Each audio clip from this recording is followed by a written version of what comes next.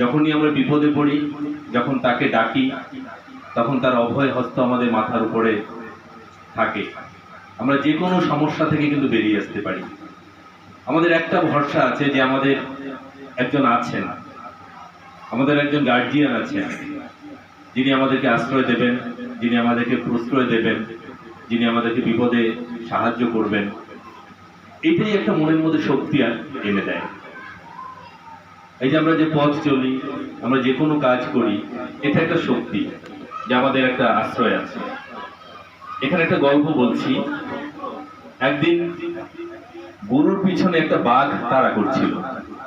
এক জঙ্গলের ভেতরে গরু চলে বেড়াচ্ছিল, এমন সময় বাঘ ধাওয়া করেছে গরুর পিছনে। এবার বাঘও দৌড়চ্ছে, গরু দৌড়চ্ছে। দৌড়তে দৌড়তে এমন একটা জায়গায় পড়ে গেল যেখানে কাদা জায়গা, জল অল্প ছিল, কাদা ছিল, সেখানে গরুটা পড়ে গেল। গরুটা কিন্তু আর উঠতে পারছে না। বাঘ গিয়ে বাঘও পড়ে গেল, বাঘও উঠতে পারছে না। গরু যত ছটফট করছে, ডুবে যাচ্ছে, বাঘও ডুবে যাচ্ছে। কিছুক্ষণ পরে গরু হাসছে বাঘের দিকে তাকিয়ে। তখন বাঘ বলে, তুমি হাসছো কেন? তোমাকে তো আমি খাবো এখনই। তখন গরু বলল যে, ওই যে দেখো দূরে শব্দ শোনা যায়, আমার মালিক তিনি আসছেন লোকজন নিয়ে, তিনি এসে আমাকে কিন্তু উদ্ধার করে নিয়ে যাবেন, কিন্তু তোমাকে কিন্তু বেদম প্রহার করবেন, এটা ভেবেই আমি হাসছি। সত্যিই তাই হলো। গরু শুনতে পেয়েছিল তাকে তার মালিক যে আছে লোকজন নিয়ে আসছে গরু খোঁজার জন্য। ঠিক গরুকে উদ্ধার করলো এবং বাঘকে বেদম প্রহার করলো। এই যে একটা ভরসার জায়গা, এই যে আমরা ঠাকুর ধরে চলছি, তার নাম করে চলছি, এটা একটা বিশাল ভরসার জায়গা। যেমন বলা হয় যে, যেই নাম সেই কৃষ্ণ ভজ নিষ্ঠা করি, নামের সহিত ফেরেন আপন স্ত্রী করি। এই নামের সঙ্গে ঈশ্বর আছে। এই নামকে নিয়ে আমরা চলছি, এর মধ্যে সব আছে। আবার নামের মধ্যে অনেক ব্যাপার আছে, সব গুরুরাই তো নাম দেয়। এখানে যে ব্যাপারটা যে নিউ নেম, যেটা নতুন নাম, সেটা নিতে হয়। যেমন আমরা একটা বীজ বপন যখন করি, বীজটা যদি পুরনো হয়, সেটা বপন করলে কিন্তু সেরকম আমাদের আশানুরূপ ফসল হয় না, নতুন বীজটা লাগে। ঠিক সেরকম নতুন বীজটা নিতে হয়, নতুন নামটা নিতে হয়। এটা বাইবেলে জিসাস ক্রাইস্ট এই কথাটা বলেছে যে নিউ নেম, এটা আমাদের প্রত্যেকেই নেওয়া দরকার। আর আমরা সেটা নিয়ে মানে যতটা আমরা উপকৃত হই, বা সেই নামটা যতটা আমাদের ভিতরে সক্রিয় হয়, এটা কিন্তু অন্য কোথাও হয় না। আরেকটা জিনিস হচ্ছে, কড়াই কিন্তু পাওয়ার জন্য নয়, আমি ঠাকুর বললাম তাতেই আমার হয়ে গেল, এরকমটি কিন্তু নয়। দীক্ষা নিয়ে বুঝলাম যে সবই হলো, তা কিন্তু নয়।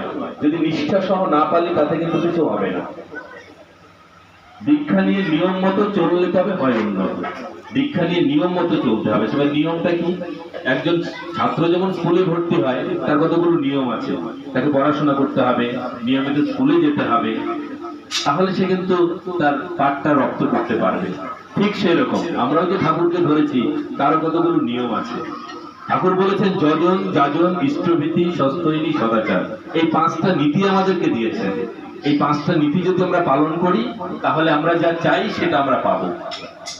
আমাদের তখন ঈশ্বর প্রাপ্তি হয়ে যাবে, আমরা তখন ঈশ্বরকে লাভ করতে পারবো। সেটা কি? যজনটা কি?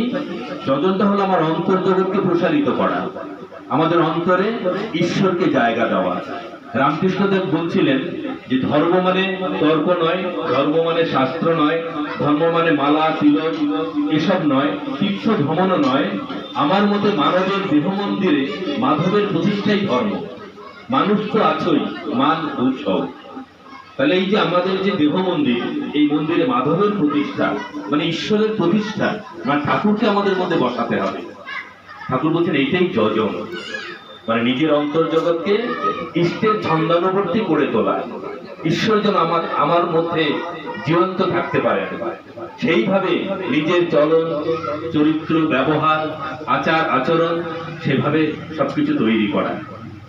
এর মধ্যে আছে ভজন পূজন আরাধনা, এর মধ্যে আছে উষানিশায় মন্ত্র সাধন, এর মধ্যে আছে সন্ধ্যা প্রার্থনা করা, এর মধ্যে সৎ গ্রন্থাদি পাঠ, এর মধ্যে আছে মানে সমস্ত কিছু নিজেকে ঈশ্বরের করে গড়ে তুলবার জন্য যা যা করণীয় সবকিছু যজনের মধ্যে পড়ে। শুধু একটা কথা যজন, কিন্তু এর মধ্যে অনেক কিছু আছে। প্রথমে আমাদের মানসিক দিক দিয়ে তৈরি হতে হবে যে আমি তার হয়ে উঠবো। এবার ঠাকুর বলেছেন, আমাদের যেটা বলে দিয়েছেন যে সকালে উঠে আমরা শত অনুজ্ঞা পাঠ করি। সেখানে কি বলা হয়? আমি অক্রোধী, আমি অমানী, আমি নিরলস, আমি কাম লোভ জিদ বসি, আমি ইষ্টপ্রাণ সেবাপটু, অস্থি বৃদ্ধি যাজন চৈত্র, পরমানন্দ উদ্দীপ্ত, শক্তি সমৃদ্ধ, তোমারই সন্তান, প্রেম পুষ্ট চিরচেতন, অজর অমর, আমায় গ্রহণ করো, আমায় প্রণাম লও। তাহলে এই যে আমি যে কথাগুলো নিজের মনে উচ্চারণ করছি, এই ভাবটা যখন আমরা প্রতিদিন করব, আমাদের চিন্তা এবং কর্ম থেকে আমাদের অভ্যাস তৈরি হয়, এই অভ্যাস থেকে আমাদের চরিত্র তৈরি হয়, চরিত্র থেকে আমাদের ভাগ্য তৈরি হয়। তাহলে এই যে আমরা প্রতিনিয়ত যে পাঠ করছি, আমাদের মনোজগতে এটা কিন্তু ছাপ রেখে যাচ্ছে এবং ধীরে ধীরে আমরা কিন্তু ঠিক সেরকম হয়ে যাব। এটা এখানে আমরা যারা উপস্থিত আছি আমরা সবাই জানি, আমরা মনের মধ্যে কিছু একটা যদি ধারণ করে রাখি, এটা কিন্তু ফল দেয়। আজকে হোক, 7 দিন 10 দিন পরে হোক, সেটা পাই না। তাহলে মনের মধ্যে আমরা যেটা পোষণ করবো সেটা হবে। এবার আমি একা ভালো থাকলে হবে না। ঠাকুর বলছেন যে তুমি তোমার নিজ পরিবারে, দেশে বর্তমান এবং ভবিষ্যতের জন্য দায়ী। পারিপার্শ্বিকের কথা আমাকে ভাবতে হবে।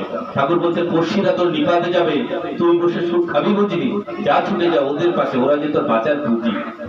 তার মানে শুধু আমি ভালো থাকলে হবে না, আমার পারিপার্শ্বিককে ভালো রাখতে হবে, আমার সমাজকে ভালো রাখতে হবে, আমার দেশকে ভালো রাখতে হবে। এই জন্য তাদের মধ্যে ইষ্টানুরাগ বুঝিয়ে তুলতে হবে।